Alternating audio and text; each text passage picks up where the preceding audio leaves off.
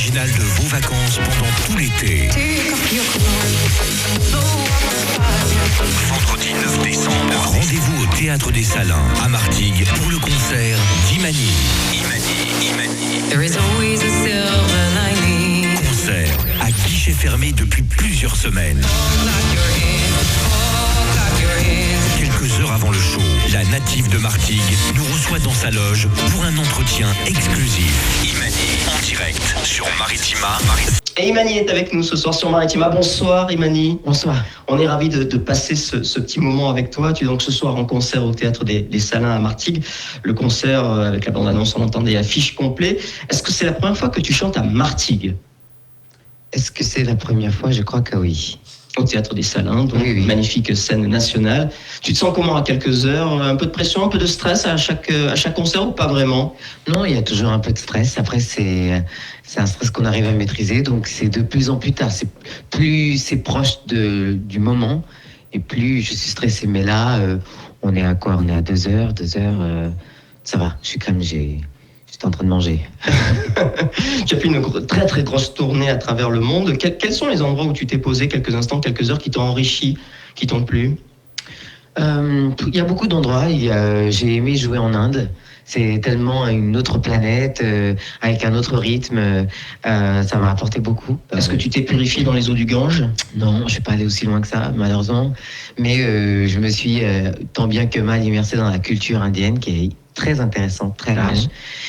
J'ai adoré aller jouer au Japon aussi. C'est la même chose. C'est un tel bouleversement culturel pour quelqu'un qui vient de la France. Que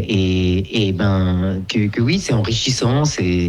Mais bon, c'est très intéressant d'aller jouer en Russie aussi. C'est très intéressant d'aller jouer en Turquie. Enfin, toutes les cultures, il y a des choses intéressantes à apprendre dans toutes les cultures. Et en France, évidemment. Alors Martigues, justement, Martigues, c'est une ville qui doit résonner dans ta tête et dans ton cœur, car tu es né à Martigues et tu as grandi à Istres. C'est exactement ça. Ouais, je suis né à Martigues. Ça fait quoi de revenir, de jouer à domicile, on va dire ? C'est toujours drôle parce qu'au départ, on pense que ça va rien vous faire. C'était il y a tellement longtemps. Puis le jour de ma naissance, je m'en rappelle pas. Mais c'est que des petits détails comme ça, les platanes, l'air, les petits détails de son enfance qu'on finalement on a oubliés et qui nous reviennent à chaque fois que on vient dans la région qui vous font quelque chose. La famille, peut-être des amis vont venir te voir ce soir. Est-ce que tu le sais ? Je sais qu'il y a un petit peu de famille qui vient de Marseille ce soir. Donc il y aura beaucoup d'émotions, j'imagine. J'espère que je ne vais pas les décevoir, surtout parce que sur la route, je ne sais pas exactement. Martigues, c'est pas si loin de Marseille non plus, mais ils sont pas venus à pied. Mais c'est toujours ça, c'est que vous voulez les rendre fiers quand même, parce qu'on ne se voit pas si souvent que ça. Alors avant la musique, tu étais dans le mannequinat pendant quelques années. Mannequinat, c'était une vocation ou c'était simplement alimentaire quand tu es parti à New York ? Non, c'était alimentaire. J'ai été repéré quand j'étais une adolescente. J'étais encore au lycée. C'était mieux que de bosser au McDo. Et c'est ce que tu voulais faire ? Bosser au McDo, non. Non. Mannequin. Non, c'est pas ce que je voulais faire, mais il n'y a pas beaucoup de gamins de 17 ans qui savent ce qu'ils veulent faire à 17 ans. Et on m'a proposé ça et c'était une belle opportunité. Je pensais pas que j'allais faire ça aussi longtemps. Et finalement, ça a pris 10 ans de ma vie. C'est jeune quand même, partir à 17-18 ans, pas au bout du monde, mais New York pendant quelques années. Oui, c'est jeune, mais finalement, il y a plus de gens qu'on croit qu'ils le font. Quand on pense à toutes les populations émigrées de divers pays qui arrivent en France, souvent ils arrivent très jeunes. Ça s'est souvent fait comme ça. Et puis, en plus, au départ, on part pas comme ça pendant 5 ans sans jamais revenir. On part quelques mois, on revient, et puis on devient de plus en plus adulte. Et je suis pas parti à 17 ans, je suis parti à 19. Alors je sais, ça a l'air pas grand-chose, mais progressivement, les choses se sont faites quand même. Alors, c'était facile d'intégrer les agences de mannequins, les castings, quand tu as débarqué là-bas à New York ? Où il a fallu faire son trou, comme on dit. C'est les deux. C'est-à-dire que moi, j'avais déjà une agence depuis la France. De la manière dont ça marche, c'est que on n'arrive pas quand même les mains dans la poche. Mais bon, après, c'est tout le monde est logé à la même enseigne. Vous avez un casting, vous devez le booker, oui ou non. Il y en a 200 dans le mois. Et puis, il y a beaucoup de non pour peu de oui. Et puis, il faut faire sa place, mais c'est comme ça. Alors, avec la musique, tu voyages à travers le monde. Avec le mannequinat aussi, tu as voyagé à travers le monde ? Ouais, j'ai voyagé beaucoup au début. Ça fait partie aussi du boulot. Et qu'est-ce qui t'a convaincu ? Qu'est-ce qui t'a donné envie de faire de la musique ? Ça a démarré ici, du côté d'Istres ? Peut-être. Non, j'ai voulu faire je ne sais pas si je voulais faire de la musique enfant. Ce que je voulais, ce dont j'étais sûr, c'est que chanter me procurait énormément de joie et de plaisir. C'était tout.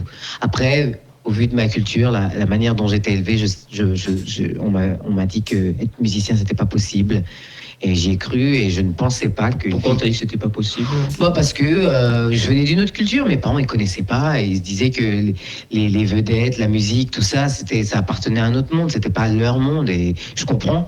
Ils venaient des Comores et ils venaient pas de la musique et pour eux peut-être que c'était trop instable. Ils avaient plus des rêves de médecins, d'avocats pour leurs filles. Et ce que je comprends, des métiers stables, nobles. Donc ça a été compliqué de convaincre tes parents, de leur dire c'est ça que je veux faire. Je suis pas passé par là. D'abord, il fallait se convaincre soi-même. C'est-à-dire qu'il fallait avoir l'idée, l'envie et de se dire ok, je vais le faire. Parce que pour convaincre ses parents, il faut être sûr de soi. Et on ne peut pas réussir. Il faut pas faire le truc à l'envers en fait. Donc aux États-Unis, je me suis mise à prendre et des cours et commencer à me lancer et à chanter, etc., etc. Et puis après, je suis arrivé en France et j'ai refait les mêmes manœuvres jusqu'à ce que je me fasse signer. Et en fait, plus vous êtes sûr de votre projet et plus c'est facile de convaincre vos parents. Et à un moment donné, vous êtes une adulte et même si vos parents sont contre, s'ils vous aiment un minimum, même si ils désapprouvent, ils attendent de voir. Et puis bon, ça marche pas, mais... Ça marche plutôt bien. Voilà. Ce qui est le principal. Imani est avec nous ce soir sur Maritima en direct du Théâtre des Salins. On fait une petite pause et puis on te retrouve dans un instant avec un extrait du deuxième album qui est sorti il y a quelques semaines. Ça s'appelle Silver Lining. J'ai bien dit Silver Lining? Silver Lining. À tout de suite.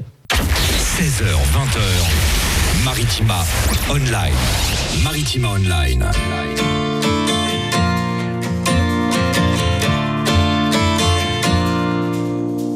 There is always a silver lining.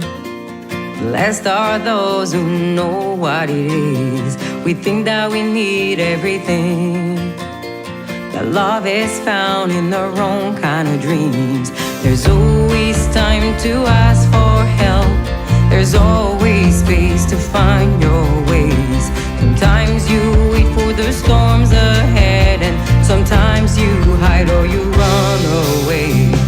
Oh, clap your hands, oh, clap your hands, oh, clap your hands, go ahead, clap your hands.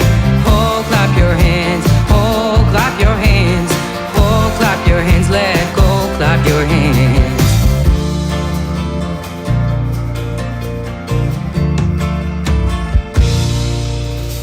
Because we're afraid of losing, we have lost the meaning of sharing. But with love there is something to win. Today might not be as hard as it seems. There's always room to make mistakes, not always time to make amends. There is no shame to ask for help, and there's always hope in a lending hand. Oh, clap your hands, oh, clap your hands, oh, clap your hands, let go, clap your hands. Oh, clap your hands, oh, clap your hands, oh, clap your hands, let go, clap your hands. Take a chance, don't be scared to make a change. Take a chance, don't be scared to make a change. Oh, clap your hands, oh, clap your hands, oh, clap your hands, go ahead, clap your hands. Oh, clap your hands, oh, clap your hands, oh, clap your hands, let go, clap your hands. Oh, clap your hands, oh, clap your hands, oh, clap your hands, go ahead, clap your hands. Oh, clap your hands, oh, clap your hands, oh, clap your hands, let go, clap your hands.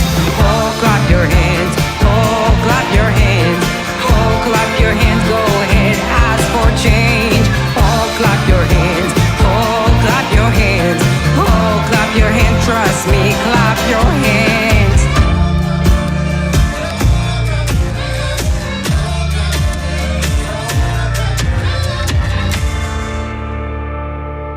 Imani est avec nous en direct du Théâtre des Salins à Martigues. Silver Lining, c'est extrait de son deuxième album qui est sorti il y a quelques mois. Ça s'appelle The One Kind of War. On vient d'apporter à Imani, nous avons un auditeur qui a fait ses classes avec Imani. C'était dans le primaire du CP au CE2. Cet auditeur nous a amené, il s'appelle Michel, il nous a amené des documents à l'époque où tu étais en primaire, photos de classe, sorte de carnet de correspondance, et ça a beaucoup touché Imani. D'ailleurs, Imani, tu as reconnu sur cette photo de classe, c'était en CE2, quelques-uns de tes petits camarades? Oui, il y avait des copines dont j'étais le plus proche. Il y avait cette petite fille qui s'appelait Soisic du pays, je me rappelle d'elle parce que et souvent quand je vois le prénom Soisic, je pense à cette petite fille parce que quand j'étais jeune, je me rappelle, je me trouvais que ce nom était tellement joli et j'ai jamais connu Soisic. Et donc voilà, il y a des trucs comme ça. Il y avait cette fille qui s'appelait Céline Laguerre, elle est là. Alors s'ils les écoutent, c'est extraordinaire parce que là, ça. S'ils sont encore dans le coin. Ouais. Mais c'est marrant que tu te souviennes depuis tout ce temps des noms et des prénoms de tes petits camarades de classe.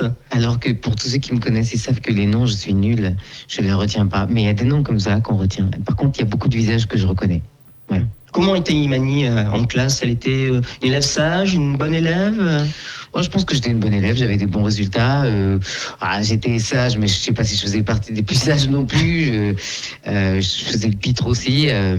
Mais je pense que j'étais quand même une élève assez calme, assez sage, je crois. Hein. Il faut demander aux instituteurs de l'époque, mais j'ai jamais vraiment eu de problème de comportement, des choses comme ça. Non. Et le collège, le lycée, toi, tu étais plutôt littéraire que matheuse, que scientifique. Ouais, je le suis toujours d'ailleurs. Ouais.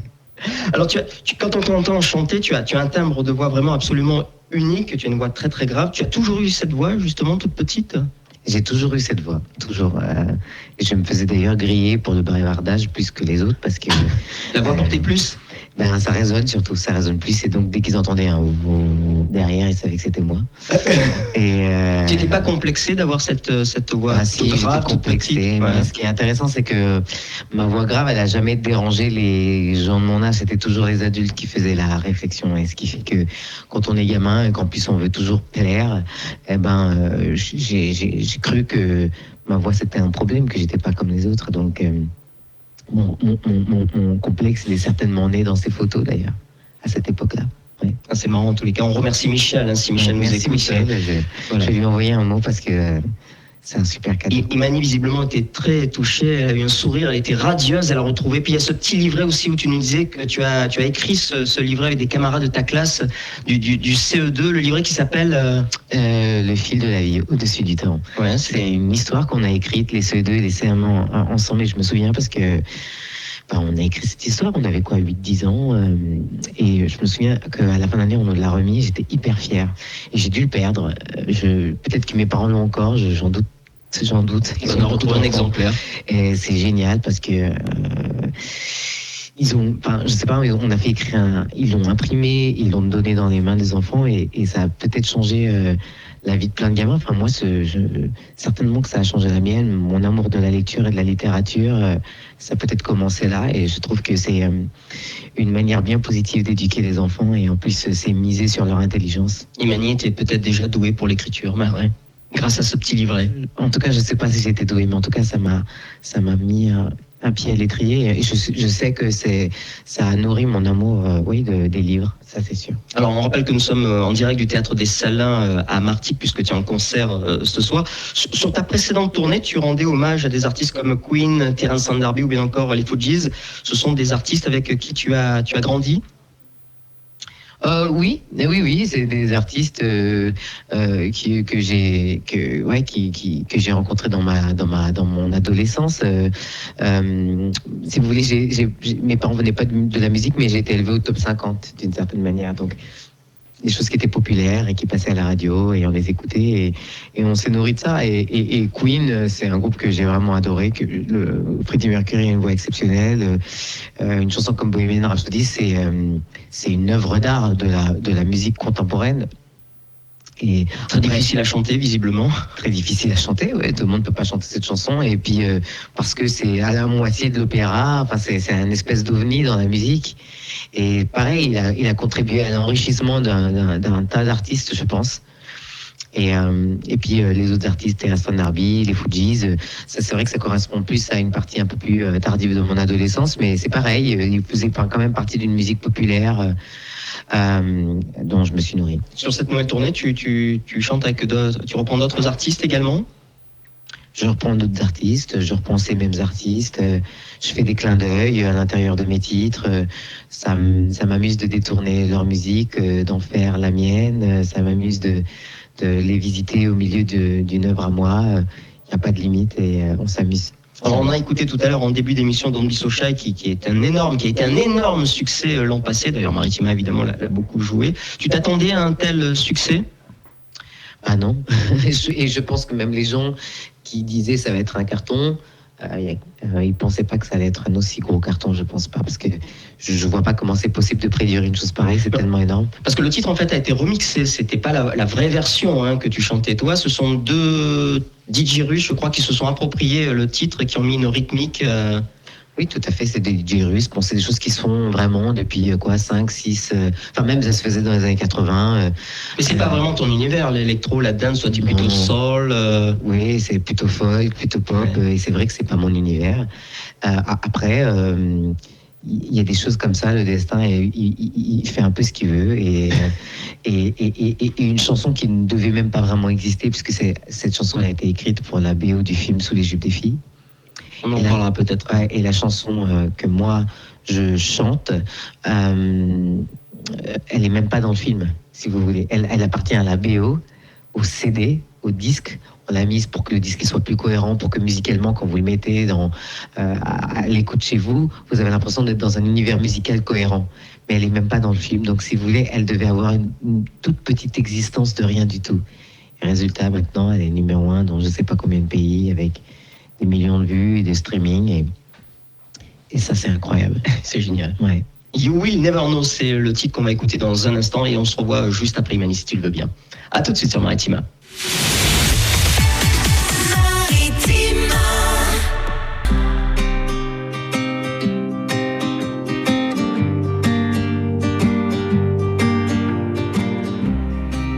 It breaks my heart 'cause I know you're the one for me.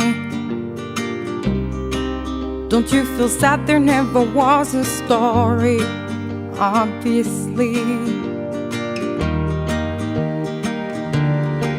There'll never be.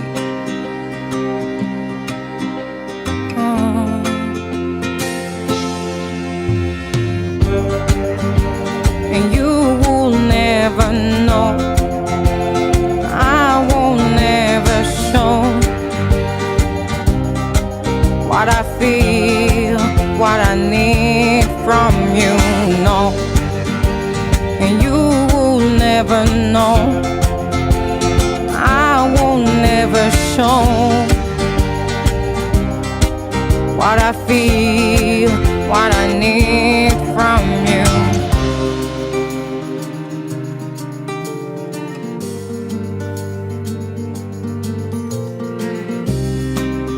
With every smile comes my reality, irony. You won't find out what has been killing me. Can't you see me? Can't you see?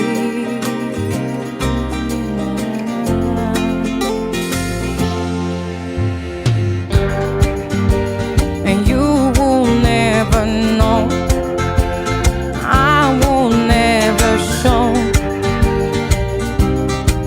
What I feel, what I need from you, no. And you will never know. I will never show what I feel, what I need from you, no. No, you will never know. I will never show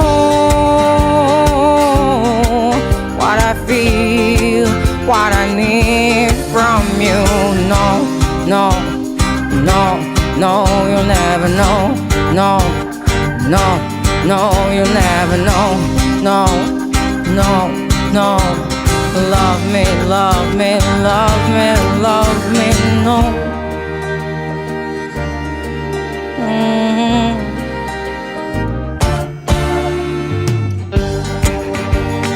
You will never know, I will never show what I feel, what I need from you. No, no, you will never know, I will never show what I feel, what I feel, what I feel, what I need from you. No. You Will Never Know avec Imani sur Maritima. Imani qui est avec nous bien sûr ce soir en direct du Théâtre des Salins à Martigues. Le deuxième album, il s'est passé 5 ans entre le premier et le deuxième album. Entre le premier et le deuxième album, je l'ai bien dit. Oui. 5 ans, c'est long quand même. Pourquoi avoir attendu si longtemps entre le premier et le deuxième ? En fait, il s'est passé plein de choses. C'est vrai que pendant 5 ans en France, on m'a pas vu. Donc, on a l'impression que j'attendais des choses, mais j'attendais rien. Je travaillais beaucoup sur la première tournée. On a quand même fait 3 ans et demi de tournée. On a fait, je sais pas, presque 400 dates. C'est beaucoup. C'est énorme. Ouais. Et ensuite, j'ai fait la bande originale de Sous les jupes des filles. Ça m'a pris une bonne année. Ensuite, voilà, il fallait travailler sur le deuxième album. Comme j'ai eu un bébé, et ben, on a repoussé d'1 an la sortie. Donc en réalité, j'aurais dû être absent de 4 ans et pas 5. Mais et puis aussi parce que voilà, on voulait vraiment faire un bel album, un deuxième album à la hauteur du premier, parce que le premier, les gens sont beaucoup plus indulgents avec vous. Vous êtes nouvelle. Le deuxième, quand le premier a bien marché, on va pas vous rater quoi. Donc souvent peut-être les deuxièmes albums ils sont faits dans la précipitation, et moi j'avais pas envie de ça. Alors tu dis sur ton site justement, c'est vous public qui avez été ma motivation pour écrire ce deuxième album.